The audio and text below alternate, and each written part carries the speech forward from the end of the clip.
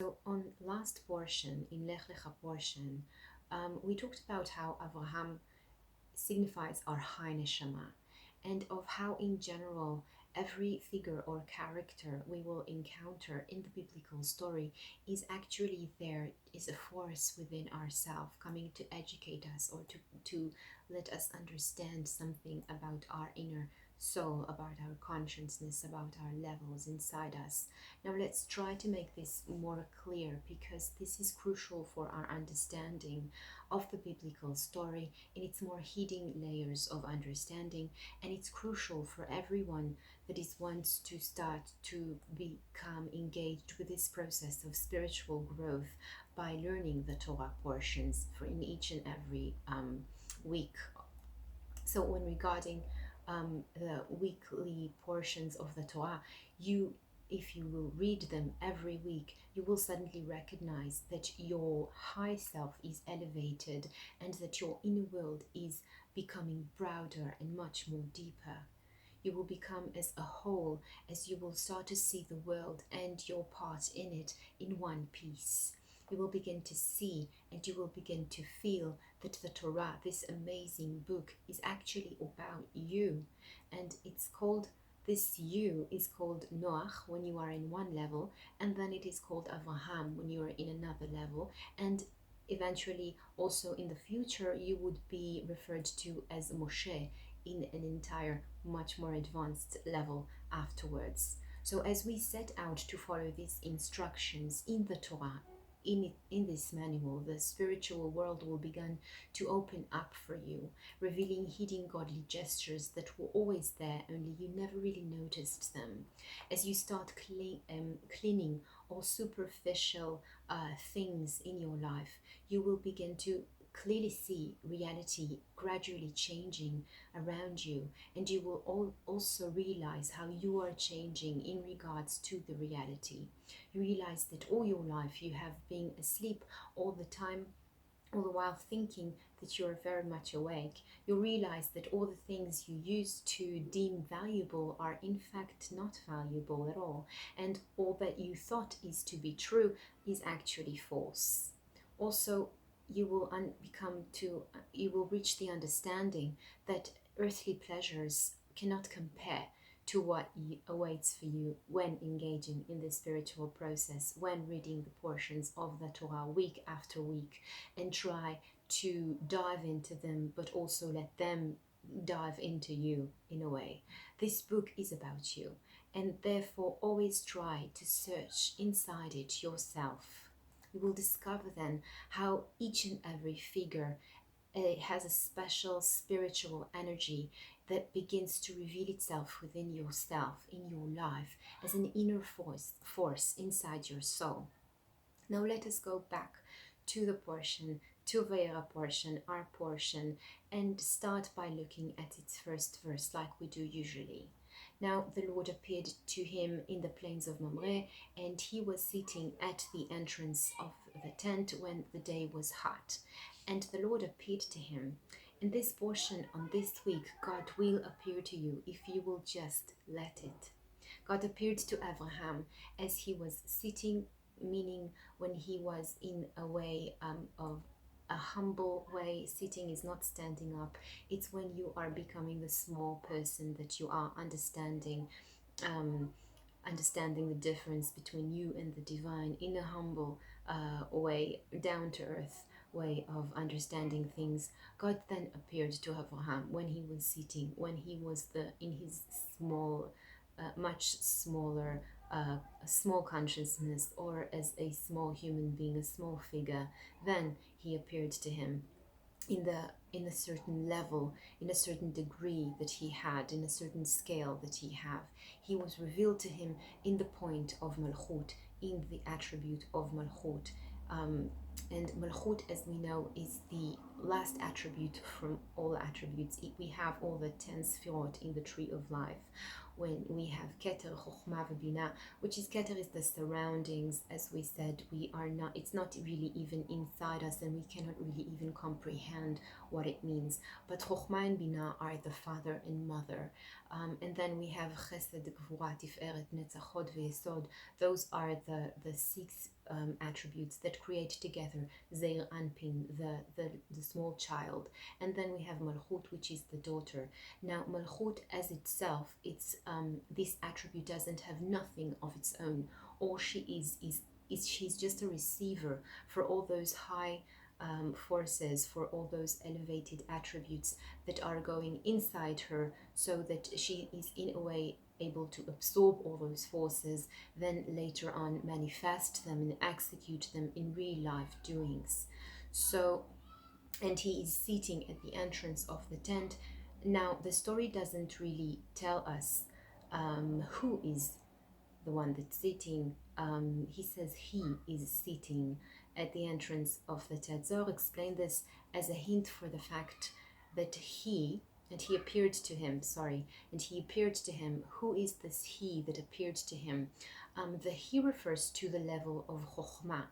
Chokhmah appeared to Malchut. If we're talking here about our attribute, about the structure of the tree of life, about our conscience levels, then we know that Malchut is the daughter, is the last sphira, the last attribute, and Chokhmah in a way is the first one from the above, because Keter is the surrounding. We are not really we're not really able to, this Keter is the godly will. This is not for us to touch or to reach, especially not in this level. But in a way, Chokhmah is the father. Chokhmah is the attribute after Keter. So Chokhmah goes to Bina, and then from Bina they go to Zeir Anpin, and then from Zeir Anpin goes to Malchut, and then Malchut is the executor. So he appeared to him, according to the Zohar. Chokhmah, the father, appeared to the daughter.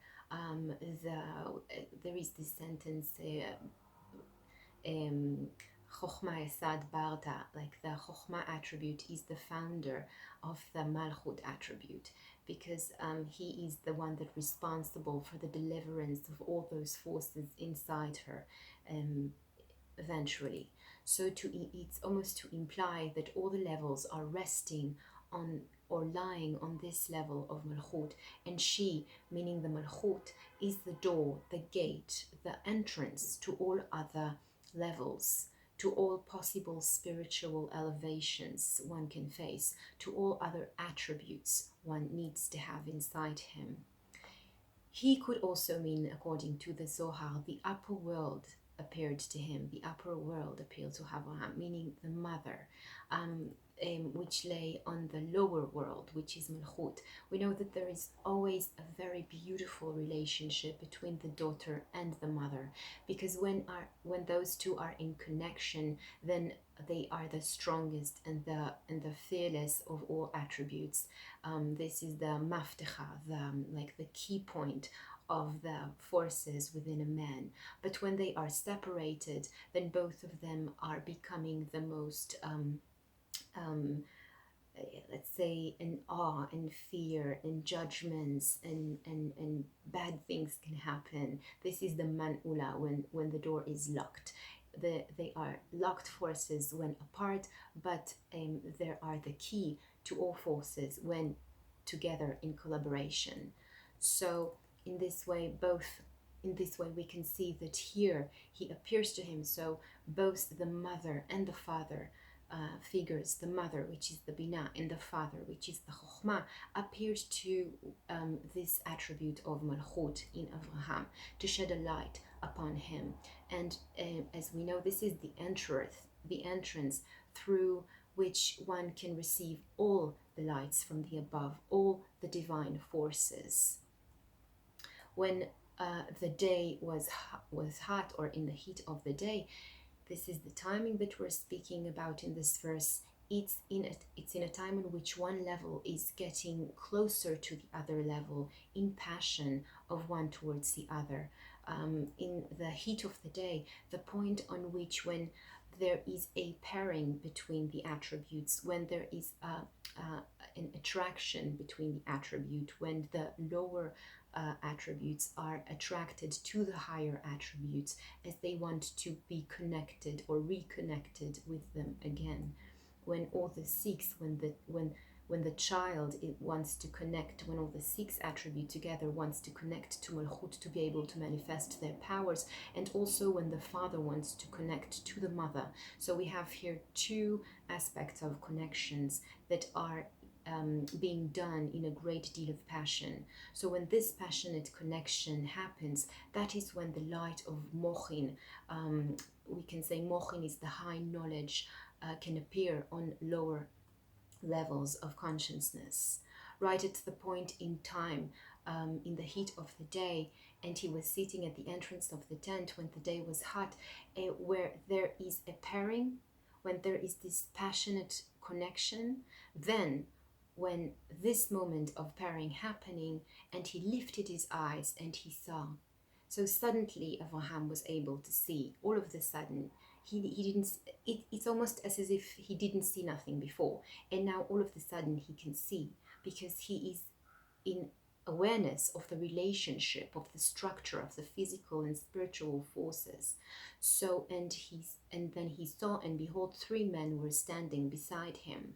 Those three men, according to the hidden secrets of the Zohar, are the upper levels of consciousness, Chesed, Gvura, and Tiferet. And now we can maybe more understand it, because we have Malchut, which is the lower attributes, and this Malchut is sitting in the entrance of the tent, starting to become aware of the fact that there is a divine revelation.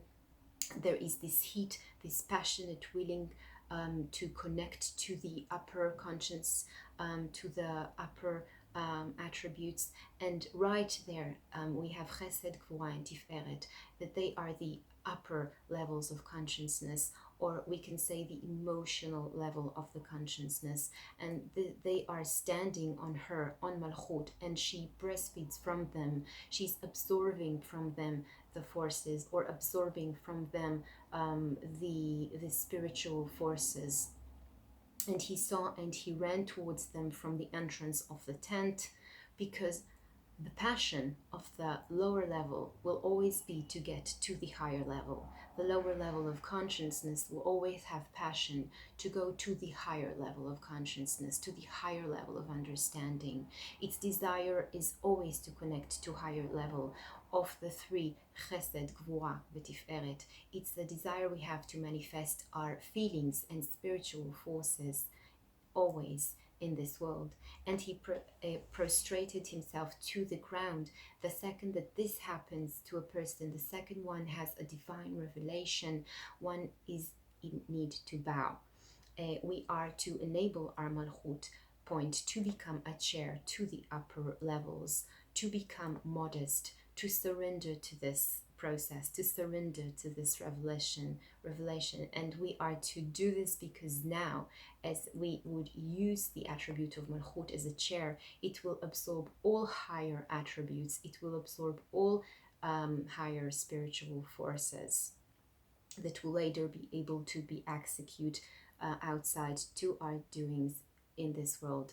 That all the special forces that are in the higher level of consciousness will manifest themselves in the outside world, to be exact. Also, we know that Chesed, Gvura, V'Tiferet are the emotional realms, and therefore we can come to the understanding of how important this is to be aligned with your emotional self, with your emotions, but in a balanced way, because we don't have here just one line, we have here all the three. We have here the Chesed, which is the right, the Gvura, which is the left, and the Tiferet, which is the middle.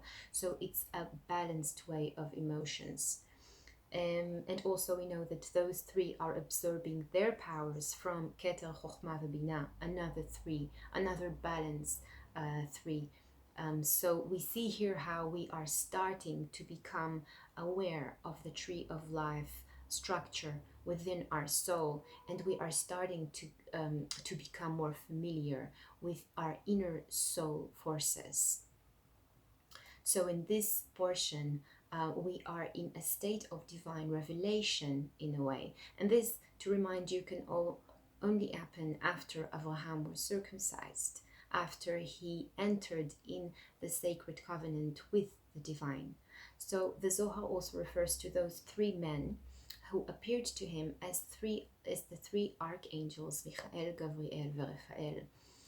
Michael, now, under the assumption or under the understanding that we are talking here about that Abraham revealed the Shekhinah, or the Shekhinah appeared in front of him, the divine force appeared for him. We know that it has the colors, according to the Zohar, of red, white, and green.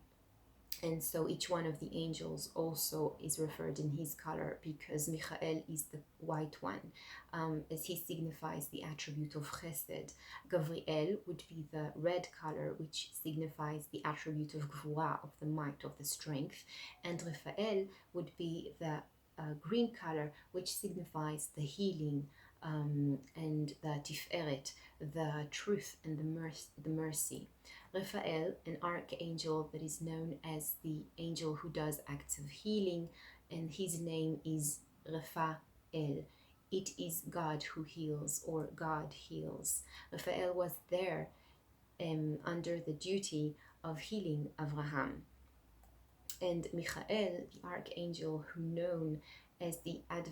known as an advocate of the Jewish nation, of the Jewish people, and their defender, he is in charge of the right side of Chesed. The name Michael means who is like God. And he came there as a messenger to tell Sarah about the birth of Yitzchak. Because if he is the defender of the nation of Israel, then this is his role to let Abraham and Sarah know that there is going to be a continuation for them, a continuation that will be demonstrated in the name of Israel, as Isaac is his descendant. And now Gabriel, who almost always comes alongside to Michael, is also an archangel who described as the guardian angel of Israel, the one that defends the people of Israel against the angels of other nations. His name is Gabriel. God is my strength, from the tongue of Gvura. And he was there as a messenger, or as an executor, and his role was to destroy Sodom. Gabriel is in charge on the left side, on the left line of Gvura, of the awe. If you remember, we talked about this in Lech Lecha portion, in last portion. He is in charge of the law. He is the executor of the law. Now let's look at Abraham's character. And Abraham, after that, he was sitting in a humble way, hurt after circumcision, and he then saw this the divine revelation, and he saw those three men, and he, remember, this is the Malchut attribute that is seeing the Chokhmah and seeing the Bina, and is aware of the Chesed, Gvura, and Tiferet, and suddenly there is a structure of forces, divine forces here, that's starting to build up. So right then, in the heat of the day, when there is a passion between the lower attributes to the lower conscience level to the upper conscience level, and Abraham hasted to the tent to Sarah, and then afterwards he ran to the cattle, and then later on he was hastened again to prepare the meal for his guests. So Abraham, as we can see, he is a doer. He doesn't waste any time. He does everything very quickly. For it would be for us maybe it will come for us maybe as a suggestion of behavior when it comes to matters of divinity, when it comes to matters of the sacred. There is no time to waste, and therefore there is always this passion to do the commands, to do the mitzvot. If you will have a divine revelation, then do something, act upon, do something that will manifest it in the world. Then after the angels performed their duties in Abraham's house, one of them left back to the heaven. That was Raphael, because he finished his duty of healing Abraham. And the others, Michael and Gabriel, they had another role they needed to do. So Michael needed to save Lot, and Gabriel needed to destroy Sdom. But why Michael is there to, like, if he's the defender of the Israeli nation, if he's the defender of the Jewish people, so why does he went there to save Lot? Well, that is because from Lot, the Mashiach will come eventually. Lot descendants is Moab, and Moab, we know that there is Ruta Moaviah that came out of this legacy, and so the by saving Lot, we are also in a way receiving the dynasty that will eventually give us the grandmother of King David. So and Lot was sitting in the gate of Sodom, and Lot saw and aroused towards them, and he prostrated himself on his face to the ground. That is absolutely sounds familiar, right? Because we can see here similarity in the figure of Lot and Abraham. Before, we saw Abraham sitting at the entrance of the tent. He was sitting on the Malchut, the kingship staircase, which is also the gate or the doorway or the entrance to all other stairs or divine levels, as we learned before. Malchut is the entrance or the doorway to receive all the divine lights. And now we also find Lot sitting at the entrance, sitting at the doorway of the city of Sodom. This episode in the story is here to teach us that creation is balanced, and wherever there will be an opening of holiness and good, elsewhere will be opening of defilement and evil. Sodom and Amorah were cities of moral depravity and cruelty, situated on the Jordan River plains in the southern region of Canaan. From the text itself, we know that the people of Sodom were bad people. The people of Sodom were bad. They were cruel, evil, and wicked. And right there, in the entrance of this wicked city, we find Lot, who, as we know, grew up and was educated by Avraham Avinu. Now, Lot, just as Avraham, is also a force within ourselves. And his appearance here is coming to teach us about the battle between good and evil within our soul. As humans, we have inside us naturally always the option to choose between good and bad, between good and evil, between an act of anger and cruelty to an act of mercy or compassion. But even then, in the darkest places within ourselves, there will be always a bright spot, a divine spark, a spark of holiness, a point that recognizes the sacredness when this one comes towards her. So Lot is this spot, Lot is this spark needed to be saved. He therefore immediately recognized the holiness, the Shekhinah, the divine presence and divine powers that are coming towards him or before him.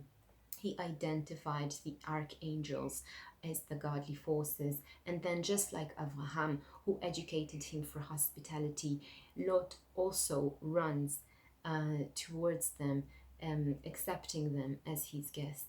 So this week, remember to look for the divine revelation, because it will appear to you if you will only let it. If you will make peace and will between yourself and discover this point of vulnerability, of modesty, become humble, start seeing and feeling those figures of Abraham, Sarah, and Lot within yourselves, in this book as parts of yourselves. I guess that by now you know that this story was written about you to educate you of your inner soul structure. So start becoming this and start being aware of who you are and your inner soul structure. Have a Shabbat Shalom. Hope to see you next week.